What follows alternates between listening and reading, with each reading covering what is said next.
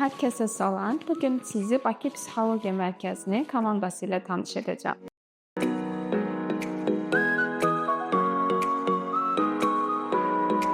Salam Toğrul, necəsən? Çox sağ ol, sən necəsən? Çox sağ ol. Nə işlə məşğulsan Mən hazırda? Toğrul Sabirli, Bakı Psixologiya Mərkəzində rəqəmsal marketinq üzrə mütəxəssis kimi çalışıram. Sosial şəbəkə reklamları olsun, veb saytının idarə edilməsi və s. bu tip işlərə baxıram. Daha çox texnik tərəfdə. Belə. Toğrul, sənə bir neçə sualım var gördüyün işlə bağlı. Birincisi odur ki, meta reklamı ilə bağlı ən səni güldürən mif hansıdır? Eşitdiyin ən gülməli cümlə. Gülməli cümlə dediyim bir çox kontent çıxır qabağıma. Meta reklamını təzə öyrənən şəxslər çox vaxt belə deyim, meta reklamı ilə bağlı şablon ifadələr var bəzi. Hər şey büdcə deyil. Şablon belə deyim ifadələr var. Onlar daha çox məni güldürür deməyim, qəribə səslənir. Belə inanılmaz güldüyüm bir şey yoxdur. Yəni belə bir mif ağlıma gəlmir indi. Bəs sosial şəbəkədə bir reklam görəndə onun targetoloq tərəfindən hazırlandığını necə başa düşürsən? Demək, burada necədir? Bəzi platformalar var ki, bəs rəqib analiz etmək üçün onlarda analiz edəndə bilmək olur ki, bu targetoloq tərəfindən qoyulub ya qeyri-peşəkar bir tərəfindən. Onda ölçmək olur. Bir də məsələn biz Instagramda onda qabağımıza reklamlar çıxır, hansı ki altında button olur ki, Instagrama ziyarət et, mesaj yaz tipli. Yəni bir neçə kiçik nüansdan tutmaq olur ki, peşəkar bir şəxs qoyub reklamı yoxsa belə deyim, qeyri-peşəkar. Amma çox kiçik nüanslardır bunlar. Aydındır. Bəs heç vaxt reklamını etməyəcəyin bir məhsul və ya xidmət varmı? Məhsul və ya xidmət? Ya elə bir kriteriyum yoxdur. Təbii ki, qeyri-qanuni bir neçə belə deyim, sahələr var. Təbii ki, o tip şeylərin reklamına heç kim istəməz. Onları çıxmaq şərti ilə elə bir problemim yoxdur. Hər hansı bir müəssisə və yaxud bir sahə ilə bağlı. Mənim üçün hər şey okeydir yəni. Maraqlıdır. Bəs reklamın effektiv nəticə verməyəcəyini öncədən nəyə əsasən anlayırsan? Yerləşdirmiş reklamın effektiv olub-olmadığını necə ölçməyimi deyim, yəni necə? Yəni necə məsəl üçün sənə verilib hansısa bir post və ya reels və deyilir ki, bunu reklama qoymalısın. Hə, bu effektiv olar ya yox? Aha, sən necə anlayırsan ki, bu effekt verə bilər yoxsa bu necədir? Kontent belə deyim də, reklamın uğurlu olmasını mən belə özümdə ayırıram. 50% kontentin özündən asılıdır. 50% də texnik tərəfdən asılıdır. Təbii ki, ilk kontentə baxaram və məqsədimiz nədir ona baxaram. Kontentdən bizim reklamdakı məqsədimiz bir-birinə uyur ya yox. Uyduğu halda iş gedir artıq texnik hissələrə. Texnik hissələri biz yaxşı hədəfləmə, yaxşı placement seçməliyik ki, effektivliyi daha çox artsın. İlkin mərhələdə təbii kontentə baxılır və bizim hədəf kütləmizə baxılır. Əgər bir-birinə uyğundursa, onda keçilir texniki işlərə. Yəni əvvəlcədən buna əsasən bilmək olar. Aha, başa düşdüm. Bəs səncə yaxşı rəqəmsal marketoloq daha çox analitik olmalıdır yoxsa kreativ? Hansıda? Bu belədir. Rəqəmsal marketinqi biz iki sahəyə ayıra bilərik. Bir texnik tərəfdən, bir də kreativ tərəfdən. Hər iki sahəni mükəmməl bilən bir şəxs olmur çox vaxt. Çünki X bir şəxs rəqəmsal marketinqdə bir tərəfə yönəlir. Məsəl üçün copywriterlar, content menecerlər, bunlar kreativ tərəf adlanır. Meta mütəxəssisləri, SEO mütəxəssisləri, bunlar da texnik tərəf adlanır. Sual nə idi, unutdum. Sual oydu ki, səncə yaxşı rəqəmsal marketoloq daha çox analitik olmalıdır yoxsa kreativ? İndi texnik tərəfdə sən rəqəmsal marketinq mütəxəssissənsə, mütləq texniki biliklərin daha yaxşı olmalıdır, analitik olmalısan. Çünki dəhşət çox statistika ilə işləyirsən, o statistika nəticəsində təzə optimizasiyalar edirsən və s. Texnik tərəfdə işləm mütəxəssissənsə, daha həddindən çox analitik olmalısan, amma dediyim kimi kreativ tərəfdəsənsə, content manager, copywriter, onda təbii ki, daha çox kreativ olmalısan. Budur yəni. Təşəkkürlər. Digər sualım odur ki, bəs Toğrul, Ads Manager-də ən sevdiyin düymə hansıdır? Elə bir düymə ən sevdiyim. Reklamı bitirəndən sonra publish düyməsi var. Ən sevdiyim hissə oradır. Çünki onu eləyəndən sonra bütün iş bitir kampaniyada. Ən sevdiyim düymə oradır. Amma ümumiyyətlə xoşum gəlir yəni məsələn, problem yoxdur. Çox tez-tez güncəlləmələr gəlməsə. Aydındır. Digər sualım odur ki, əgər bir günlük komandadan başqa birinin işini görməli olsaydın, kimin işini görərdin? Kimin işini?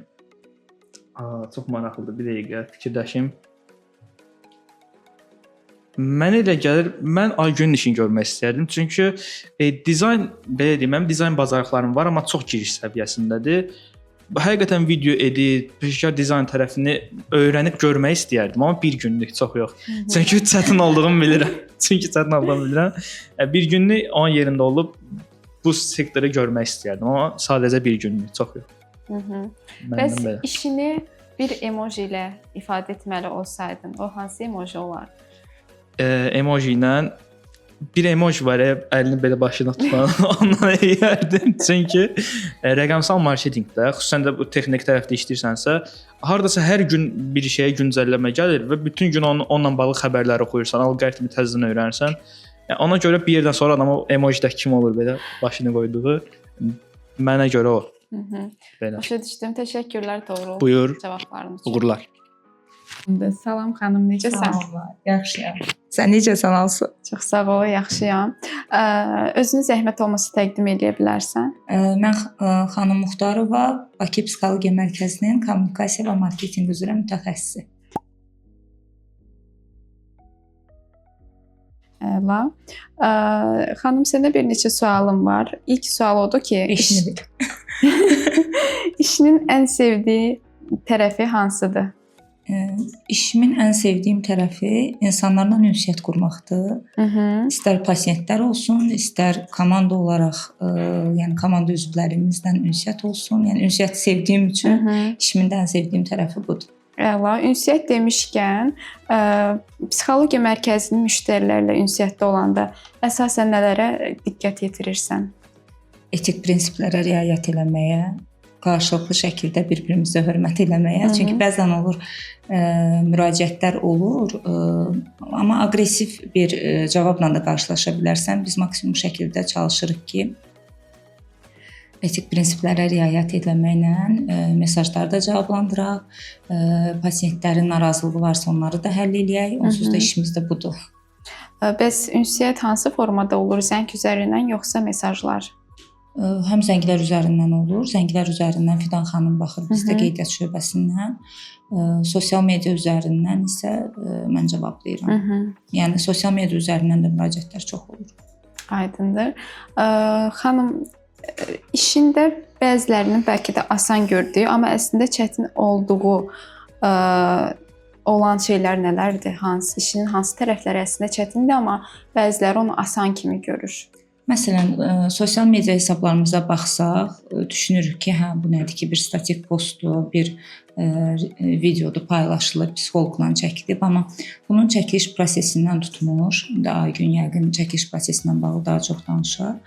Çəkiliş prosesindən tutmuş onun kontentinin hazırlanması, paylaşılması, yəni asan başa gələn bir iş deyil. Çünki bir kontent hazırlanarkən onun cümləsini 3-5 cümlədirsə onu götür-qoy eləyirik çox. Kim müəyyən sözlərdə səhv eləməyək, etik prinsiplərə yəni də deyirəm, riayət eləyək, insanların emosiyalarına pis təsir eləyəcək, hisslərinə pis təsir eləyəcək paylaşımlar eləməyək. Əsas kontent hissəsidir, yəni paylaşım edərkən bu iş prosesində əsas odur. Yəni mənə görə kənardan asan görünən, amma əslində çətin deməyim, biraz uzun vaxt aparan bir proses. Aydındır. Bəs bir videonun mətnini yoxlamaq təxminən nə qədər vaxtını alır? Baxır o kontentə, mövzuya görə yəni dəyişir. Maksimum nə qədər vaxtını ala bilər? Əgər bir proqramsa, bir layihədirsə, təqdim ediriksə, bununla bağlı kontent hazırlayırıqsa, müəyyən qədər düşünürük ki, nələri vurğulayaq. Çünki uzun da paylaşım eləmək olmur. Müəyyən qədər onun da özünün, yəni sosial medianın da özünün kontentlə bağlı olan kriteriyaları var. Çalışırıq o çərçivədən də çıxmayaq, amma informativ bir paylaşım eləyək. Müəyyən qədər qarşı tərəfdə insanlarda, izləyicilərdə də bir sual yaradaq ki, onlar da suallarını ünvanlasınlar, bir kommunikasiya, bir ünsiyyət yaransın səhifə admini ilə, yəni izləyicilər arasında belə. Xanım, bəs direktdə kimsə öz problemini yazanda sən ona necə cavab verirsən? Nə mənada? Yəni kimə yönləndirirsən bu zaman? Birisi hansı öz şəxsi problemi yazıb və yardım istəyir. Bu zaman onun probleminə uyğun psixoloq seçirsən. Yəni bu işlə kim məşğul olur? Bu işlə bizdə Fidan xanım məşğul olur. Sadəcə olaraq sosial media hesabımıza müəyyən məlumatlar, yəni daha doğrusu müraciətlər olur. O müraciətləri Fidan xanıma yönləndiririk və bu da məxfi şəkildə konfidensiallıq qorunmaq şərti ilə Fidan xanımla müraciət edən pasiyent arasında qalır və o psixoloqlara yönləndirir müraciət edən şəxsi. Aydındır. Bəs xanım necə düşünürsən? Reelslər daha effektiv olur müştəri cəlb etmək üçün yoxsa karusel postlar? Reelslər daha geniş auditoriyaya çatmaq üçün daha məncə faydalıdır. Toğrul da bunu bəlkə bununla bağlı bir fikri olar. Məncə daha geniş auditoriyaya çatmaq üçün reelslər faydalıdır. Karusel postlarsa daha çox bir mövzu barədə ətraflı məlumat vermək üçün. Çünki istər-istəməz 5-6 hissəli olur və hər hissədə də müəyyən məlumatları geniş bir şəkildə verə bilirsən. Reel videolarda isə indi onun özünün bir məhdudiyyəti var, qısa olmalıdır. Ona görə düşünürəm ki, geniş auditoriyaya çatmaq üçün Reels, amma daha ətraflı məlumat vermək üçün karusel post faydalı ola bilər. Aydındır. Bəs xanım, əgər bir günlük başqa bir komanda üzvünün işini görməli olsaydın, kimi seçərdin? Məncə seçim eləmək çox çətindir. Aygünün yerinə olsam, Aygün gecə-gündüz işləyir. Çünki video üzərində işləyir. Bəzən olur render məsələləri falan var, videoda uzun çəkir. Axşama da qalır işi. Aygünün yerində də ola bilərəm. Bir günlük Toğrulun yerində də ola bilərəm. Biz ümumiyyətlə metanı əsas Toğrulun özündən öyrənmişik. Meta reklamları çox faydalı olub onun bizə verdiyi bilgilər. Elə Alsunu bir dənə məncə əvəz eləyə bilməyəcəyim insan Alsu ola bilər. Çünki elə sən özün. Çünki onun sahəsi ilə mənim sahəm ümumiyyətlə bir-biri ilə əlaqəli deyil. Aygünü və Toğrulu əvəz eləyə bilərəm. Amma yenə də dediyim kimi bir günlük, bir gündən o yana yox. Başa düşdüm. Və sonuncu yekun sualı verirəm. İşini bir emoji ilə ifadə etməli olsaydın, bu hansı emoji olardı? Məncə gülümsəyən bir emoji, yanaqları qızaran və gülümsəyən emoji. Həla, təşəkkürlər xanım. Buyur. Və növbəti komanda üzvümüz Aygündür.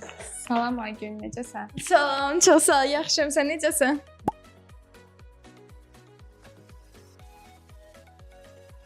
Yaxşıyam da. Mən tam belə iş üstündə tutdun. Yazı taxtasını yazırdım hər zaman kimi. Səndən bir neçə sualım var. Hazırsansa başlayaq. Hazıram. Aygün, dizayn hazırlayarkən ilk olaraq nəyə diqqət edirsən? İlk olaraq birinci baxıram ki, biz nə haqqında danışmışıq. Məsəl üçün reels hazırlayıramsa, reelsdən mövzu nədir? Əgər post karusel hazırlayıramsa, onun haqqında birinci araşdırmalar aparıram. Fərqli nümunələrə baxıram ki, necə bir şey eləyə bilərik. Daha sonrasında kompozisiyasını qururam. Daha sonrasında səslər əlavə olunur, şriftlər əlavə olunur. Əslində video hazırlayarkən hər dizaynerin özünün xüsusi bir taktikası var. Kimisi kompozisiyadan başlayır, kimisi səslərdən başlayır, kimisi musiqidən başlayır. Mənim də özüm üçün xüsusi inkişaf elətdirdiyim bir taktikam var, onun üzərindən gedirəm. Amma hər kəsinki özünə görə doğru olur. Başa düşdüm. Bəs səncə dizaynı sıfırdan hazırlamaq daha çətindir, yoxsa başqasının dizaynı üzərində işləmək? Əslində başqasının dizaynı üzərində işləmək daha çətindir. Çünki onun qurduğu sistemə birinci özün öyrəşməlisən, nə hardadır bilmirsən, bunu niyə bura qoyub, o zaman nə düşünmüşdü. Onun elə bil ki, beynini ələ keçirməlisən ki, o zaman ona daha çox vaxt gedir. Hə, ona daha çox vaxt gedir. Yəni düşünməlisən ki, bir yarım saat görsən burada nə düşünüb, necə bir şey eləməyi planlaşdırıb. O düşüncə çox çətin olur mənim üçün. Özüm sıfırdan bir şeylər hazırlayanda daha rahat oluram. Çünki əvvəlcədən düşünürəm ki, bu səhnəni bura yerləşdirəcəm, bu səsi qoyaram, nə bilim bu şrifti yazaram, altda belə bir şey gedər. O daha maraqlı olur. Başa düşdüm. Bəs əgər Bakı Psixologiya Mərkəzi bir rəng olsaydı, hansı rəngi seçərdin və niyə? Əslində krem rəngini seçərdim. Yəni onun xüsusi bir tonu var. İndi bura Pantone rəngi qoyacağam. Edit mənə asılıdır. Çünki bura həm sakit yerdir, həm huzurlu bir yerdir. Yəni insan burada sakitləşir.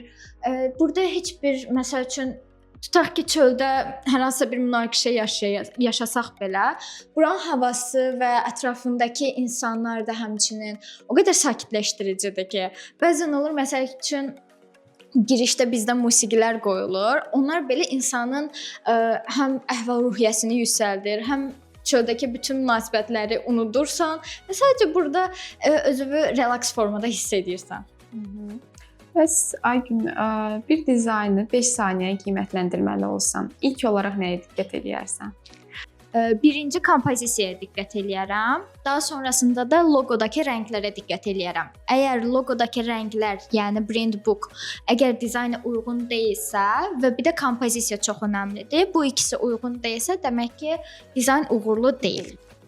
Əslində beləliklə növbəti sualıma da cavab verdin.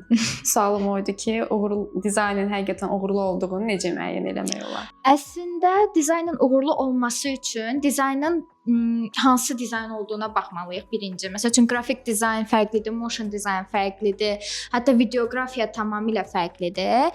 Məsəl üçün qrafik dizaynda özünün prinsipləri var, motion dizaynda tamamilə özünə aid prinsipləri var, videoda tamamilə özünə aid prinsipləri var. Ona görə sualı biraz spesifikləşdirməliyik ki, hansı dizayndan bəhs edirik, amma hamısında özünə aid prinsipləri olduğu üçün prinsiplərə uyğundursa, demək ki, az da olsa, indi tamamilə o dizayndan asılıdır. Hər şey uyğun eləyib uğursuz olan dizaynlar da ola bilər.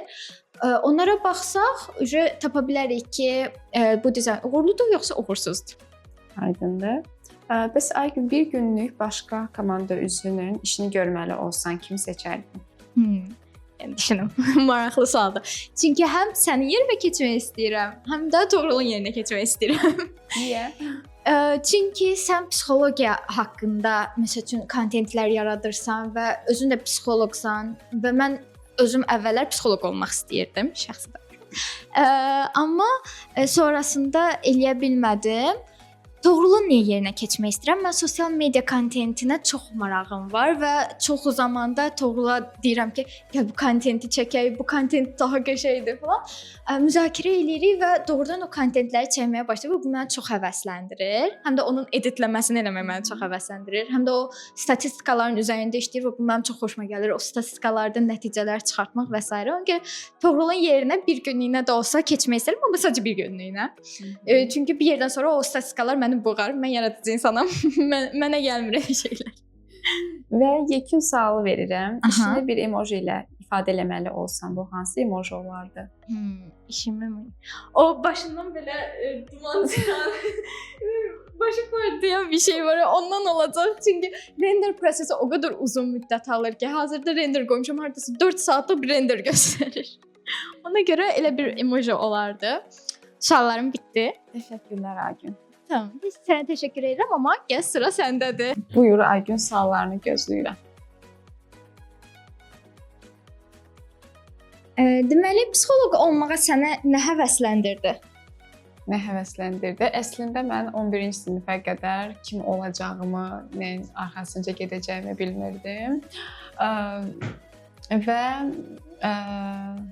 bir onu bilirdim ki, dərin elmlər, nəyinsə səbəbini axtarmaq, araşdırmaq mənə çox maraqlı idi və texniki fənlərdən, ixtisaslardan çox uzaq idim. Ona görə ilk olaraq nəyi sevmədiyimi axtardım və qərara gəldim ki, mən texniki fənləri çıxartmalıyam siyahıdan. Daha sonra düşündüm ki, mən tarixi heç sevmirəm, yəni oxuya bilmirəm onu, əzbərləyə bilmirəm və ona görə tarixlə əlaqəli olan ixtisasları da çıxartdım. Geriyə nə qaldı? Sonra düşündüm ki, kimya, biologiyanı çox sevirəm. Yerdə qaldı 4-cü qrup və tibbə xüsusi həvəsim yox idi. Yerdə psixologiya qaldı və onda həqiqətən başa düşdüm ki, mən dərin fənləri, dərin elmləri xoşlayıram. Niyə də psixologiya olmasın və ona görə də psixologiyanı seçdim. Aha, onda bu sualımı dəstəkləyərək səni tanıyaq, hansı universitetdən məzunsan? Mən 3 il əvvəl Moskva Dövlət Universitetinin Bakı filialından məzun olmuşam. İxtisasında psixologiya olub. Əla. Bəs universitetdə öyrəndiklərinlə real iş arasında ən böyük fərq nə olmuşdu? Ən böyük fərq nə olmuşdu? Universitet illərində əsasən nəzəri biliklər öyrənmişdik. Təbii ki, praktik biliklər də olmuşdu, amma əsasən nəzəri biliklər idi və ilk təcrübəm kiçik yaşlı uşaqlar olmuşdu, məktəbə qədər yaş qrupu və kitabda oxuduğum o uşaqlar haqqında olan nəzəri biliklər, yaş xüsusiyyətləri və realda gördüyüm situasiyalar biraz məndə çətinlik yaratdı. Çünki həmişə kitabda yazıldığı kimi davranmaq, seans aparmaq həmişə mümkün olmur. Çünki hər bir uşaq fərqlidir. Birisi seans vaxtı ağlayır, məşğul olmaq istəmir.